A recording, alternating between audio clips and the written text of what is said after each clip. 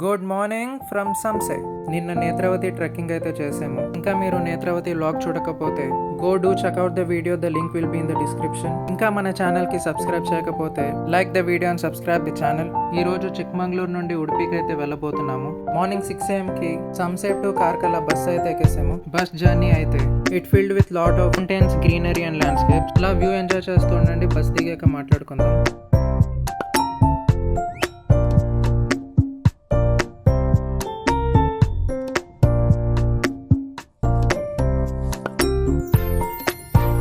Welcome to Udupi.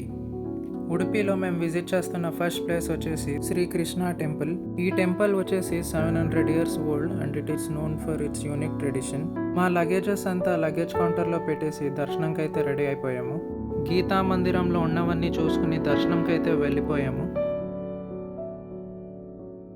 దర్శనం అయిపోయాక ఇక్కడే డ్యాన్స్ ప్రోగ్రామ్ ఏదో ఉంటే అది కూడా చూసేసి భోజనంకి అయితే కూర్చుండిపోయాము. భోజనం అయిపోయాక శ్రీకృష్ణ గోశాల కూడా ఒకసారి చూసేసి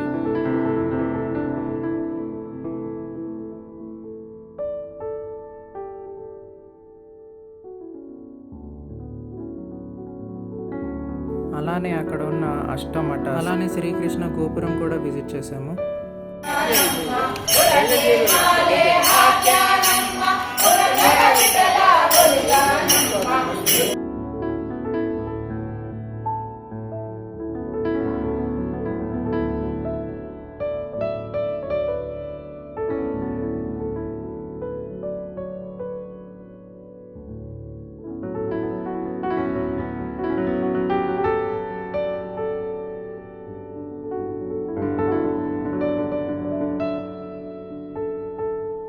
ఆ తర్వాత ఆర్ఆర్ బ్రదర్ బైక్ రెంటల్స్లో 4 స్కూటీస్ రెంట్కి తీసుకుని స్టేకి రీచ్ అయిపోయి ఈవినింగ్ అలా డెల్టా బీచ్కి అయితే వెళ్ళాము.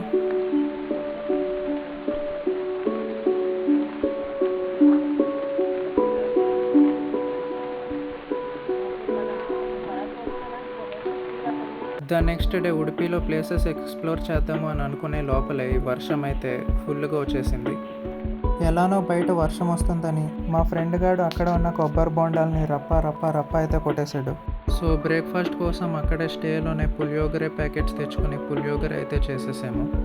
వర్షం ఎలానో ఆగదని చెప్పేసి వర్షం వస్తున్న హ్యాంగింగ్ బ్రిడ్జ్కి అయితే మా జర్నీ స్టార్ట్ చేసాము.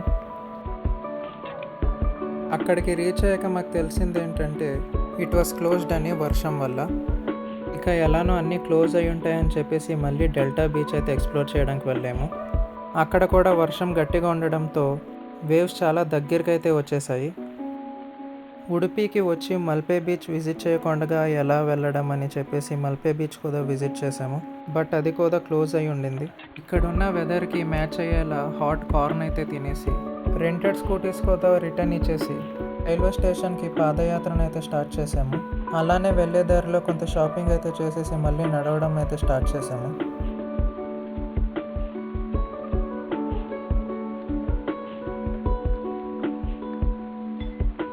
ఇక రైల్వే స్టేషన్కి రీచ్ అయిపోయాక ట్రైన్ ఎక్కేసి బెంగళూరు అయితే రీచ్ అయిపోయాము.